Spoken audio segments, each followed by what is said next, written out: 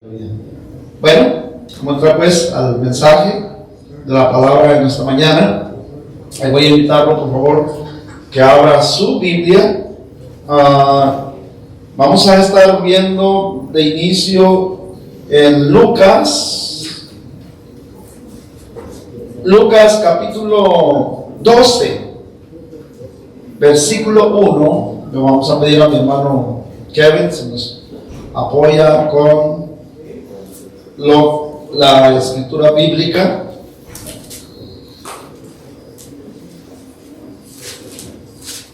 En lo que usted encuentra, déjeme darle el contexto del mensaje de esta mañana. El tema de este día le he puesto por título el doble discurso. Ahora vamos a explicar qué significa el doble discurso. El doble discurso está relacionado con la hipocresía. La hipocresía es una doble cara. Viene siendo un doble discurso. Aparentar una cosa, pero ser otra. Entonces, la hipocresía, Jesús la llamaba la doctrina de los fariseos y los sacerdotes religiosos de la época de Jesús, considerados santos e intelectuales, hombres y mujeres considerados con un estatus social muy elevado de la alta sociedad. Jesús vino a confrontar la hipocresía con esas personas que se las puedo describir en este tiempo como los políticos que existen en cada país. Usted mira, por ejemplo, la llama, el escándalo que está ahorita aquí en Estados Unidos, ¿verdad? Con el doble discurso del presidente Donald Trump, ¿verdad? Hay demasiada hipocresía, ¿sí? Porque cuando están en una campaña política, están ofreciendo una cosa, pero cuando están ya en el poder, cambian lo que ellos prometieron en sus campañas políticas. Pero no vamos a hablar de política, estamos hablando de la hipocresía. Ese mismo conflicto lo confrontó nuestro Señor Jesucristo con los fariseos y con los que se decían ser los sumos sacerdotes, los que intercedían delante de Dios por el pueblo de Israel. No eran unos sacerdotes realmente honestos. Eran sacerdotes que estaban involucrados en la política, estaban involucrados en negocios, como también sucede hoy en día. Hay muchos religiosos. La iglesia católica en particular es una de las iglesias que participa en grandes intereses, en grandes negocios con los gobiernos en todo el mundo, cuando la iglesia no debería. Porque la iglesia no es un negocio, la iglesia no es un lucro, la iglesia es el lugar donde venimos todas las personas a tener un encuentro con Jesucristo, a ser sanados, a enseñarnos a ser buenas personas, no hipócritas, no deshonestos. La Biblia y la doctrina de nuestro Señor Jesús va en contra de todo lo que es deshonesto, de todo lo que va contra la verdad, de todo lo que es injusto. El Señor Jesús pone al descubierto y evidencia la hipocresía, la falsedad, la doble moral y la apariencia que se llama doble discurso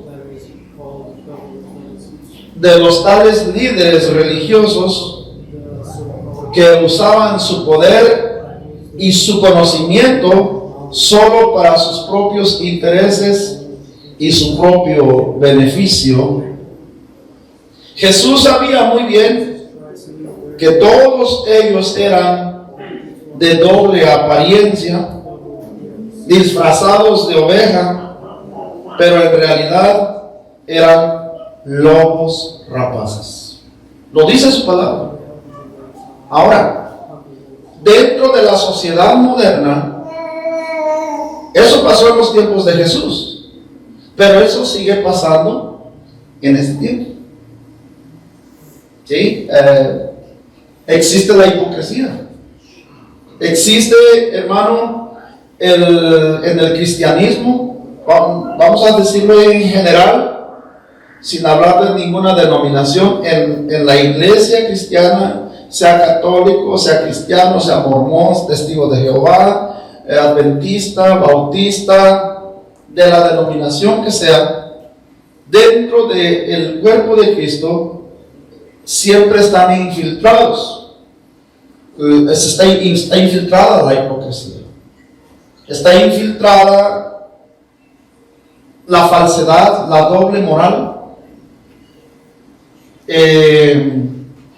Decimos que somos, pero en realidad no somos. ¿Sí? Entonces quiero traer este mensaje a su mente y a su corazón para que la misma palabra de Dios lo haga reflexionar a usted en su corazón. ¿Dónde se encuentra usted? ¿Se encuentra usted en un discurso un doble discurso, en una doble moral? Cuando estamos en la iglesia, en la casa de Dios, venimos como angelitos, bien portaditos, pero cuando ya estamos fuera de la casa de Dios, en el hogar,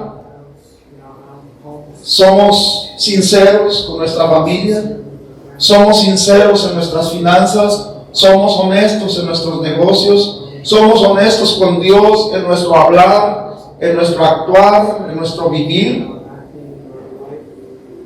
Esa es una pregunta bastante interesante. Que el Espíritu de Dios le haga reflexionar en su corazón, porque la palabra de Dios nos dice y nos enseña que Dios no puede ser burlado. ¿Cuántos han leído ese texto en la Biblia? Dios no puede ser burlado. Dios te mira donde tú estés, aunque tú vayas y te metas a un búnker o a la cueva más oculta que pueda haber en este planeta, ahí te mira Dios. Si te fueres a la luna y si te fueres a Marte, ahí te mira Dios. No podemos nosotros escapar de la mirada de Dios. Y también debes de saber y comprender que la Biblia dice que Dios conoce tu pensar, tus pensamientos. Él escudriña, dice, tus pensamientos. O sea, antes de que tú lo hagas, Él ya conoce lo que vas a hacer. Conoce tu corazón, las intenciones de tu corazón. Por eso la palabra dice que Dios no puede ser burlado. ¿Ven? ¿Estamos de acuerdo con eso? Bueno, ahora sí veamos entonces la escritura. Lucas capítulo 12. Déjame decir, hermano, que yo le quiero predicar este pasaje hoy porque es un pasaje bíblico que hizo un efecto, un impacto en mi vida personal hace muchos años. No es un mensaje que lo preparé ayer. Este es un mensaje vivido en mi vida personal por muchos años. No recuerdo exactamente, pero sí tiene más de 10 años que Dios habló a mi vida y a mi corazón a través de este pasaje bíblico que vamos a leer hoy. Leamos entonces y le damos gracias a Dios por su palabra, porque le decía yo que es la palabra, el poder de la palabra, el que renueva, que transforma, que cambia nuestras vidas. Dice en el versículo 1 entonces, estamos en Lucas 12:1. En estas circunstancias, cuando una multitud de miles y miles se había reunido, tanto que se atropellaban unos a otros, Jesús comenzó a decir primeramente a sus discípulos: guardaos de la levadura de los fariseos. ¿Qué dice? Que es la hipocresía. ¿Sí? Guardaos de la levadura. La levadura, hermano, es aquello que se infla, ¿no? Que hace que el pan, que la harina se esponje. Es como un virus. ¿Cuántos se acuerdan del COVID? Algo que es contagioso, que se hace muy grande, que se inflama el alma y el corazón y se enardece uno en el ser interior y provoca rabia y provoca enojo, desacuerdo. Amén. En el versículo 2, note lo que dice: y nada hay encubierto que no haya de ser revelado. Quiero hacerle una pregunta. ¿Cuántos de ustedes se han tenido que confrontar con la verdad? Levante su mano el que ha tenido que confrontar la verdad, que lo han cachado en la mentira.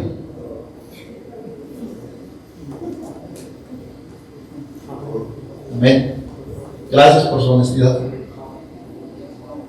Son pocos los valientes que nos atrevemos muchas veces a decir, a reconocer que somos faltos, que somos mentirosos, que somos hipócritas, que somos deshonestos.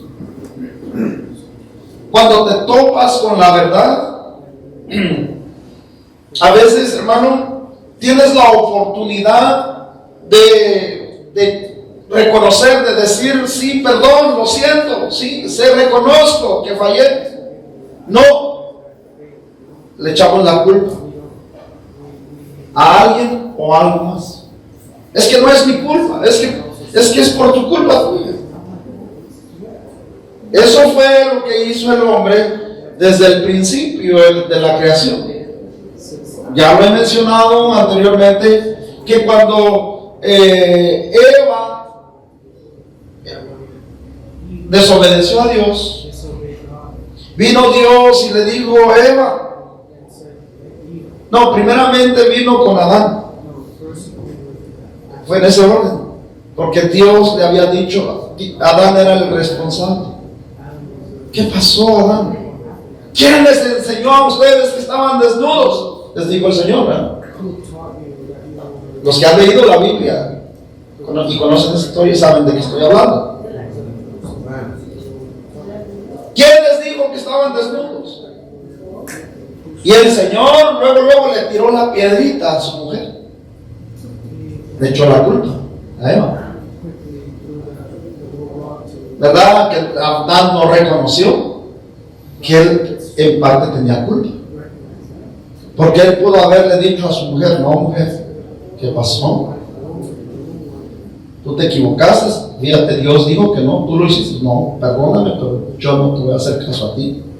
No, Adán cayó, le obedeció a su esposa. Y luego vino Dios y confrontó a Eva. Dios es la verdad, ¿sí? Confrontó a Eva y le dijo: Eva, ¿por qué desobedeciste? ¿Y a quién le echó la culpa a Eva? A la serpiente. Es que la serpiente vino y me engañó. Amén. Y Y después Dios fue con la serpiente.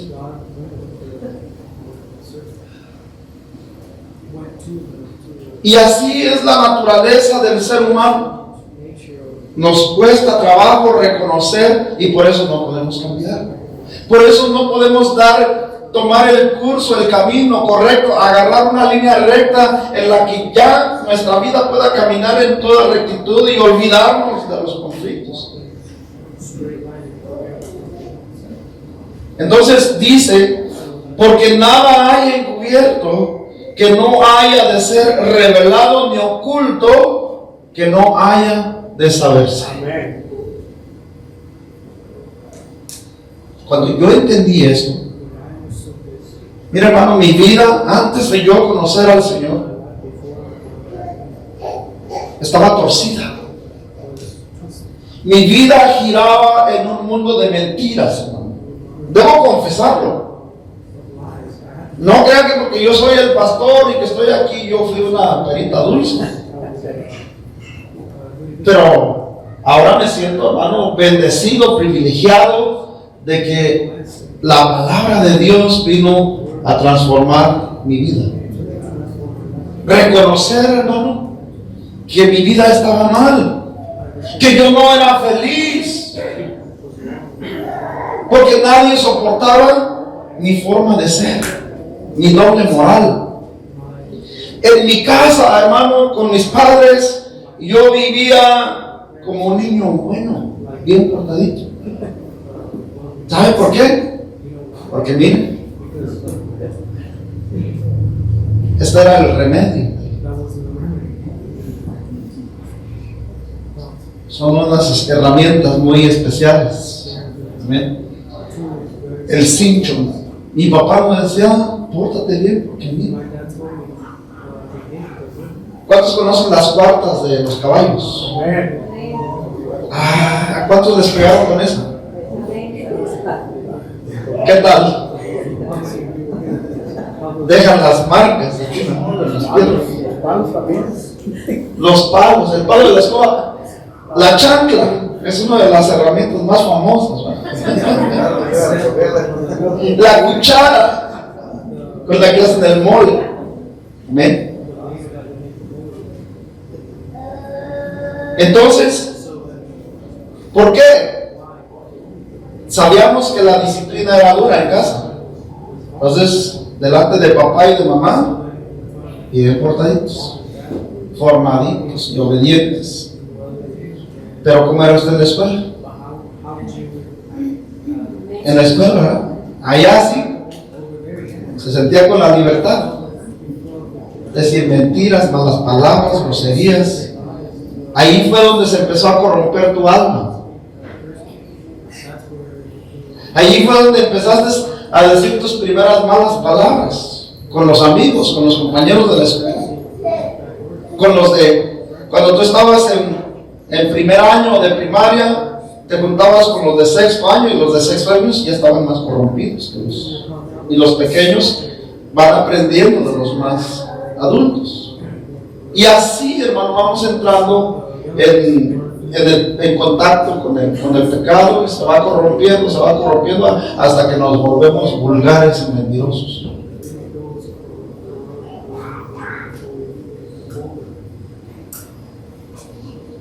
Sigue advirtiendo en el versículo 3: por lo tanto, o por lo cual, todo lo que habéis dicho en la oscuridad se oirá a la luz, y lo que habéis dicho o lo que habéis susurrado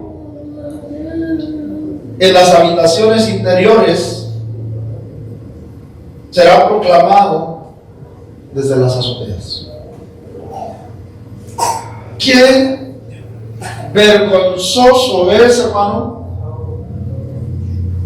que te tengan que confrontar con la verdad. Yo pasé situaciones en mi vida, hermano, en las que cuando tuve que confrontar la verdad, cosas duras, cosas muy vergonzosas, hermano, en las que yo deseaba que se abriera la tierra y me tragara. ¿A cuánto les ha pasado eso? Hay situaciones, hermano, que son difíciles de confrontar. Da vergüenza y uno prefiere mejor seguir añadiéndole más y más mentira y más mentira y más mentira en vez de cortarla. Porque creemos, hermano, que a través de la justificación con más mentiras vamos a resolver el problema. Y no. Así era la vida de los fariseos. Cuando nuestro Señor Jesús vino a esta tierra a confrontar el problema de la hipocresía. Quiero llevarlo a otro pasaje de la Biblia y vamos a ver en el Evangelio de Mateo, en el capítulo 23, cómo el Señor Jesús, acuérdense que tener un confrontamiento con Jesús es enfrentarnos o confrontarnos con la verdad, porque dice el Señor en su palabra: yo soy el camino, la verdad y la vida. Amén. Él es la verdad, es la palabra de Dios, es nuestro Señor Jesucristo a través de su palabra confrontándonos con su verdad. ¿Ven? Ahora, si yo como cristiano, como hijo de Dios, de verdad siento en mi corazón ir a la eternidad, ir al cielo con Dios, cuando yo ya no viva en esta tierra, entonces tengo que ser sincero con Dios. Amén. Dice pues en el verso 25, Mateo 23, 25 en adelante, dice: ay de vosotros, escribas y fariseos hipócritas, porque limpiáis lo de afuera, del vaso, del plato, pero por dentro estáis llenos de robo y de injusticia. Me ha tocado predicarle en otras ocasiones y lo voy a volver a repetir hoy de nuevo, que la verdadera belleza del ser humano no es esta, no es qué bien vestimos, no es qué ropa de marca usas, o tu mejor abrigo, o tu oro, o tu plata, tus anillos, tu reloj, todo lo que tú puedas lucir para aparentar una gran personalidad. Eso no dice absolutamente nada que eres una buena persona.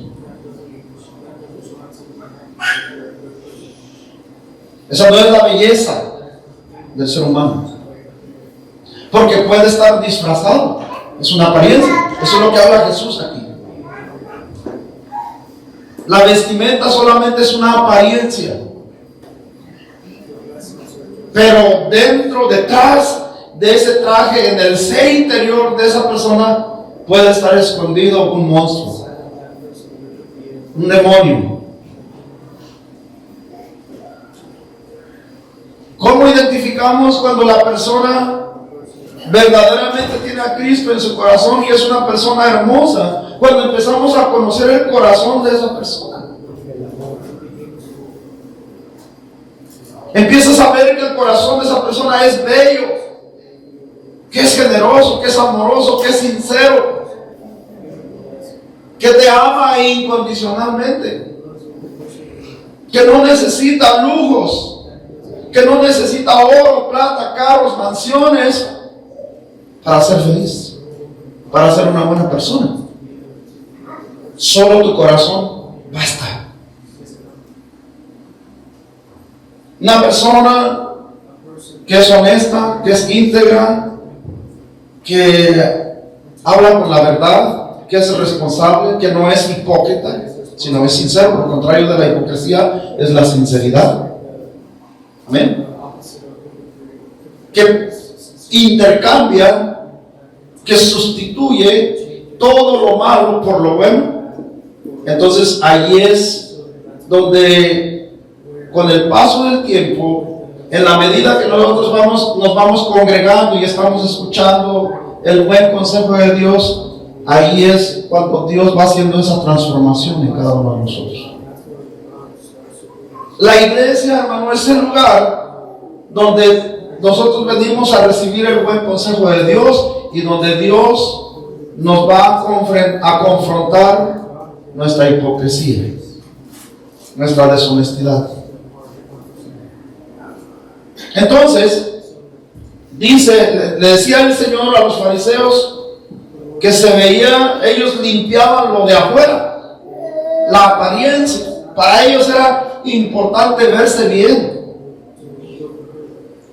usar sus mejores galas, pero su corazón estaba enfermo, estaba podrido. Sigamos viendo el verso 26.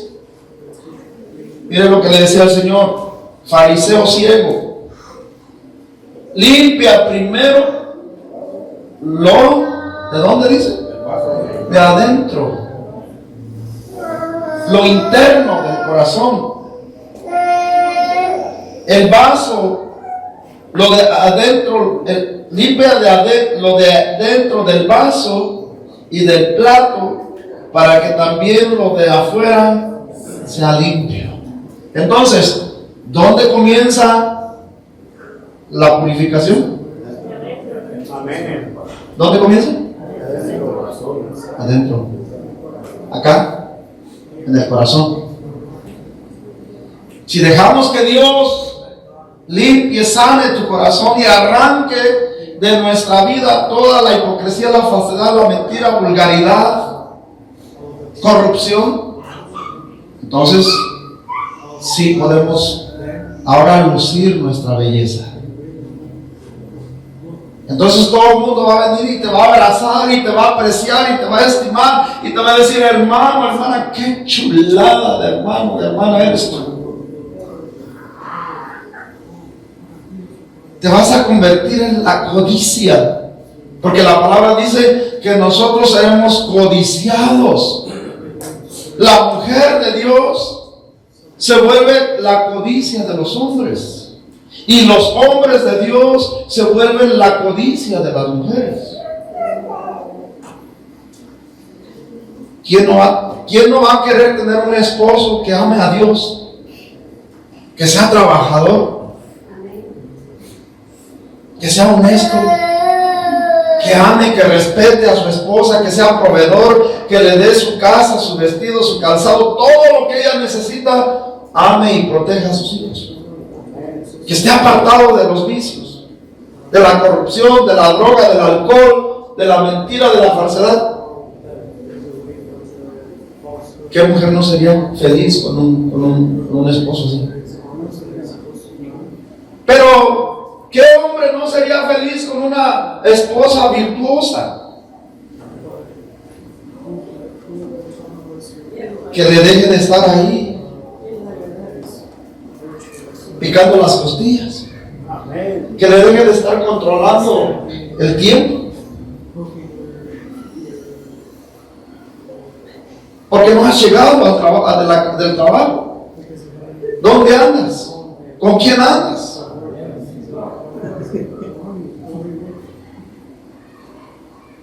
¿Sí me entienden? Lo que no quiere el hombre de Dios ya no necesita quien lo ande controlando, quien vigilando. ¿Sabe quién lo controla y quién lo cuida? Dios, el Espíritu Santo. El hombre de Dios, el hombre modelo de Dios es como José. Acuérdense que José, la Biblia nos enseña que él vino a una mujer y dijo: acuéstate conmigo, ya se lo he dicho. ¿Y qué hizo José? Salió huyendo. Por eso la Biblia dice en Santiago: bienaventurado el varón que soporta la tentación, porque éste verá la gloria de Dios. Entonces, Dios nos está preparando tanto a mujeres como a hombres para ser hijos, hijas de Dios, íntegros. ¿Para qué? Para que seamos felices. ¿Para qué? Para que nos vaya bien. ¿Para qué? Para que prosperemos en todos nuestros planes. ¿Para qué? Para que todos vayamos al cielo. ¿Cuesta? ¿De alguna pregunta? ¿Cuesta? ¿Cuesta mucho hacer eso? ¿A que no? No es difícil. Solo es querer hacerlo. Dejar que Dios limpie lo de adentro, no lo de afuera. Lo de afuera no es tan relevante como lo interno del corazón. Verso 27 dice: ay de vosotros, escribas y fariseos hipócritas, porque sois semejantes. Mire la comparación que hace Jesús. Porque son semejantes a sepulcros blanqueados, que por fuera a la verdad se muestran hermosos, mas por dentro están llenos de huesos de muertos y de toda inmundicia. ¿Sí? Un sepulcro, una tumba, le puede poner el panteón más bonito, adornado de flores, pero la realidad es que ahí ya no está el alma de la persona, solamente está la carne. Y si usted abre ese lugar, eso huele.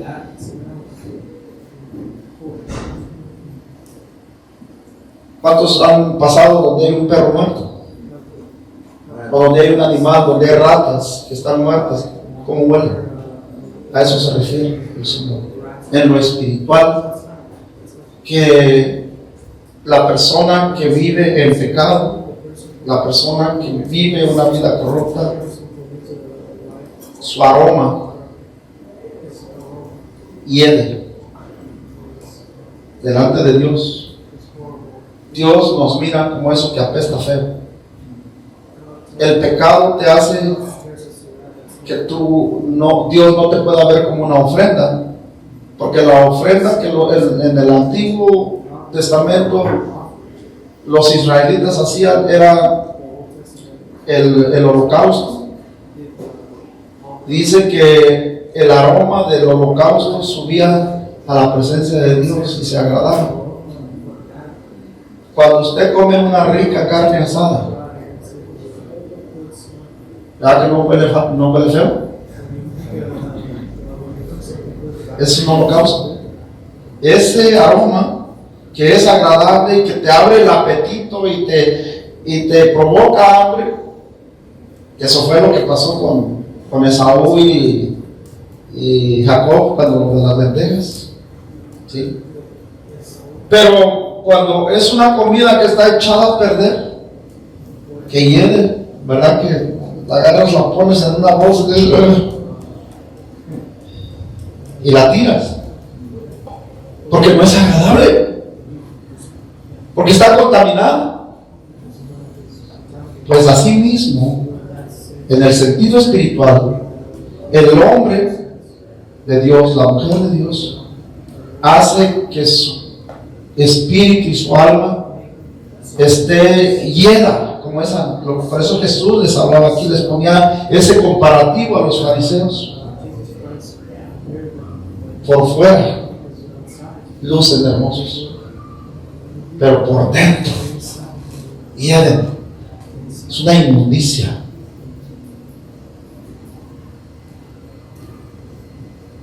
Esto, hermano, yo no entendía hace muchos años. Entonces, yo tomé la determinación en mi vida de entregarle mi vida y mi corazón y mi familia, mis finanzas, todo lo que yo tengo o lo poco que tengo, ponerlo en las manos de Dios. Mi matrimonio, mis hijos. Desde que Dios comenzó a operar en mi vida, me he hecho el propósito de no volver a usar la mentira como un recurso, porque eso contagia. Me propuse en mi vida serle fiel a mi esposa. Me propuse en mi vida no ser un alcohólico o no ser un drogadicto. Me propuse en mi vida ser marido de una sola mujer, como dice la Biblia. 1 Corintios capítulo 3. No, perdón, 1 Timoteo capítulo 3. Honrar a Dios no ha sido fácil, porque en el mundo en el que nosotros vivimos es un mundo de tentaciones, pero también de muchas bendiciones. Las tentaciones están ahí y las bendiciones también están ahí. Depende de cómo esté la fortaleza de tu espíritu, es ahí donde tú vas a ir a buscar tentaciones o bendiciones. Debes de saber que el diablo siempre te va a poner tentaciones. El diablo conoce tus áreas débiles. En los varones, si el varón es débil en su carne, le va a poner mujeres. Si es débil en el alcohol, le va a poner cerveza o vino, y gratis, regalado.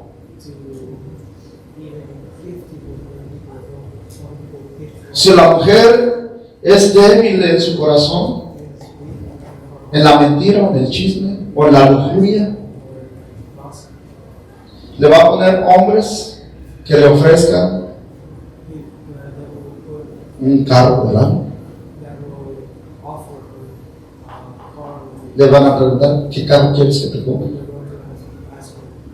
¿Qué casa quieres tener?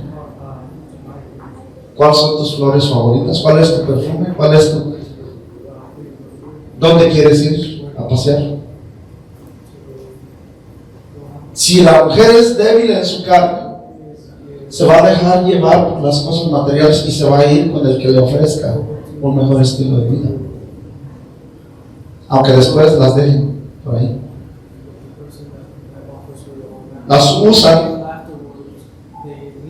para complacer sus deseos y luego ya después lo mismo que le ofrecieron a una, le ofrecen a muchas. Entonces debes entender, hermana, hermano, que la vida no consiste en lo material, sino Dios quiere, aunque tú comas con frijolitos y chilito y una tortilla ahí, unos huevos ahí, aunque sean medios quemados, pero feliz, contento, que no tengas la necesidad de tener que fingir, ni de robar, ni de corromper tu vida. Eso es lo que Dios quiere. Jesús hablaba de esta doctrina con los fariseos, porque lo que Jesús era corregirles la página, porque su vida estaba mal. Había demasiada hipocresía, mucha falsedad, como lo sigue habiendo en estos tiempos. ¿Amén? En el versículo 28 continúa diciendo: así también vosotros por fuera a la verdad os mostráis justos a los hombres, pero por dentro estáis llenos de hipocresía e iniquidad. 29. Ay de vosotros, escribas y fariseos hipócritas, porque edificáis los sepulcros de los profetas y adornáis los monumentos de los justos. Y decís: si hubiésemos vivido en los días de nuestros padres, no hubiéramos sido sus cómplices en la sangre de los profetas. 31. Así que dais testimonio contra vosotros mismos de que sois hijos de aquellos que mataron a los profetas. ¿Listo? Ellos mismos estaban en contra, los religiosos, Asesinaron a los profetas como Isaías, como Jeremías, Ezequiel, Daniel, aquellos hombres que estaban expandiendo el evangelio, la palabra de Dios en las naciones, como lo hicieron también con nuestro Señor Jesús. Él sabía que también iban a terminar con su vida.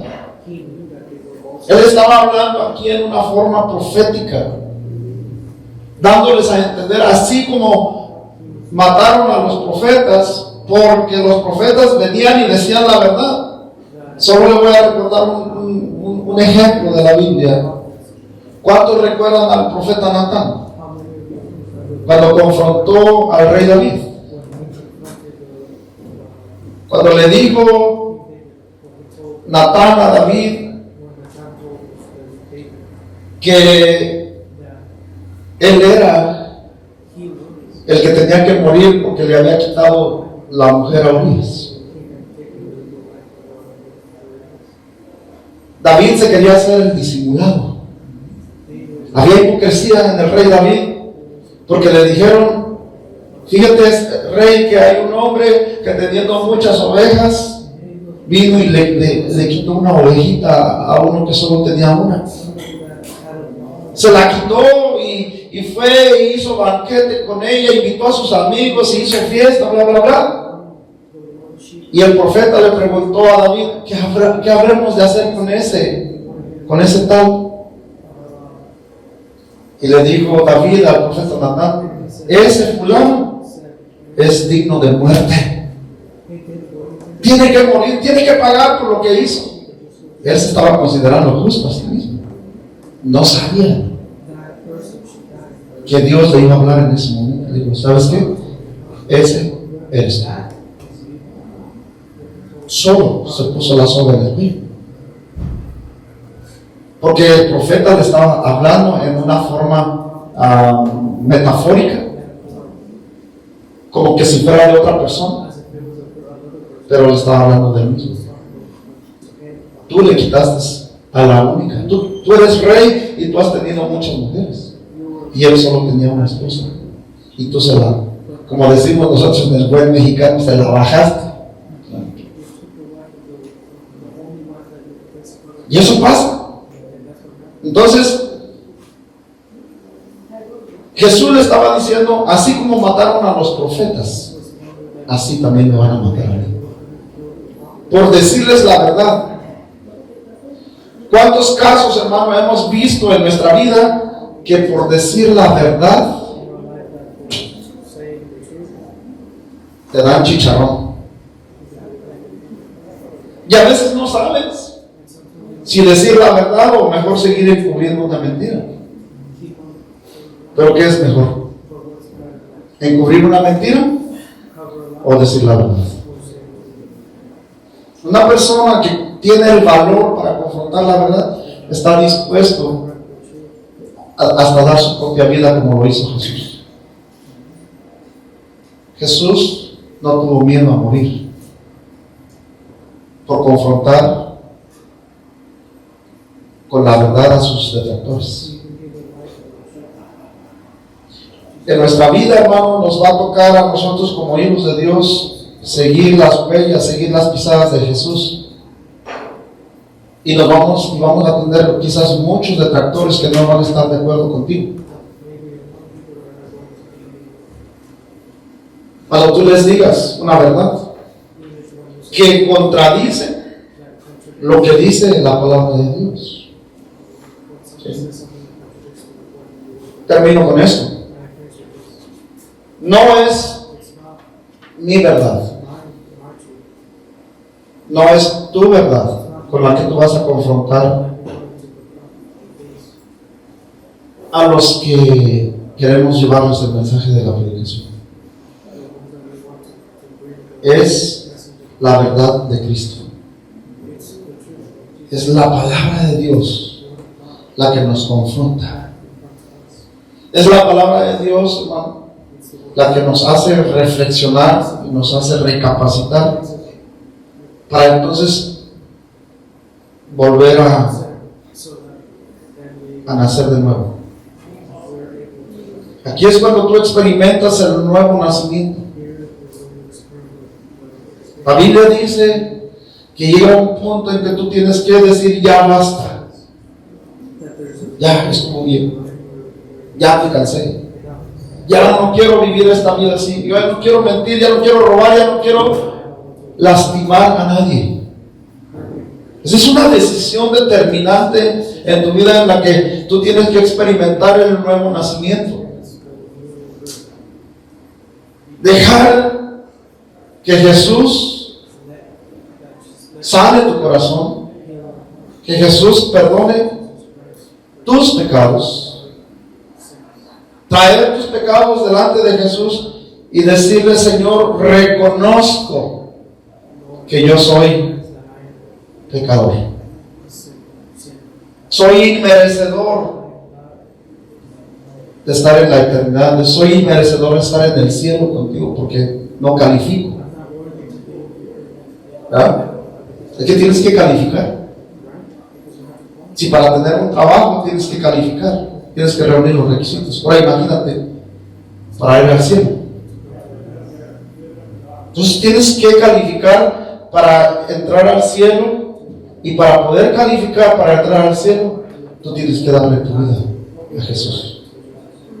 Tienes que darle tu corazón. Tienes que reconocerlo a Él como tu único y suficiente Salvador. Él es el único que puede cambiar y transformar tu corazón. Él es el único que puede limpiar todas nuestras iniquidades, nuestros pecados. Él es el único a través del cual nosotros podemos alcanzar la vida eterna.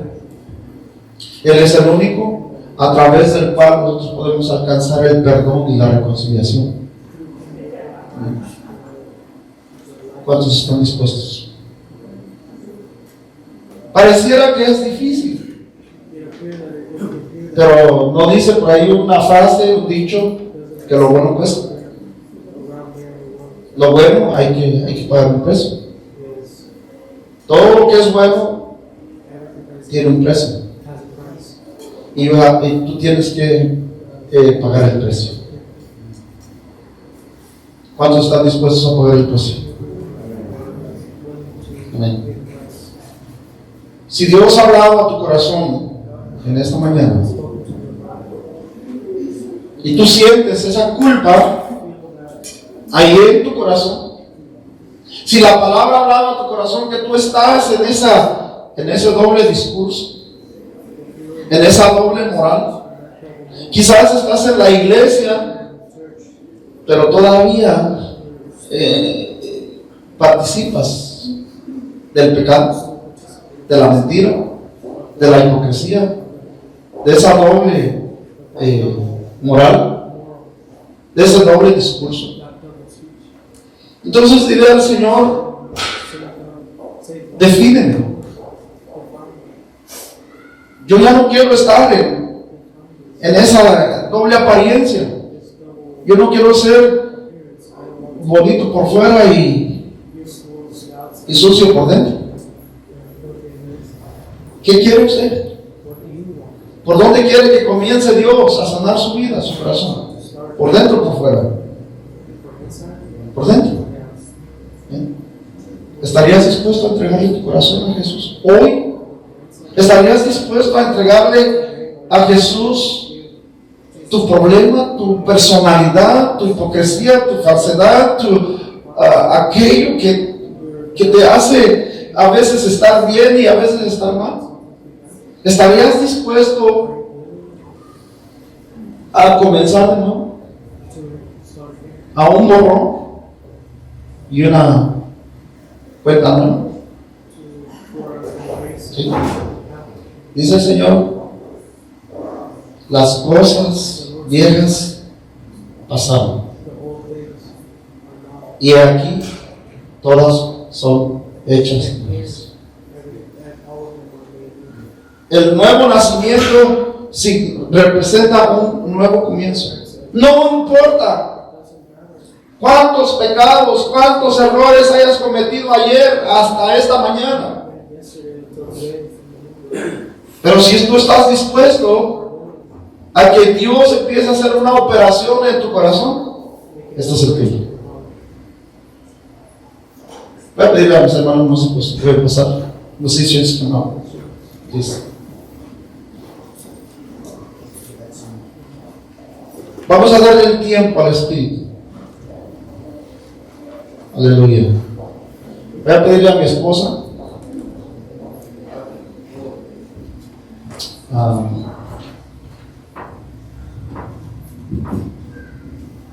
mi hermano Isidro. A mi hermano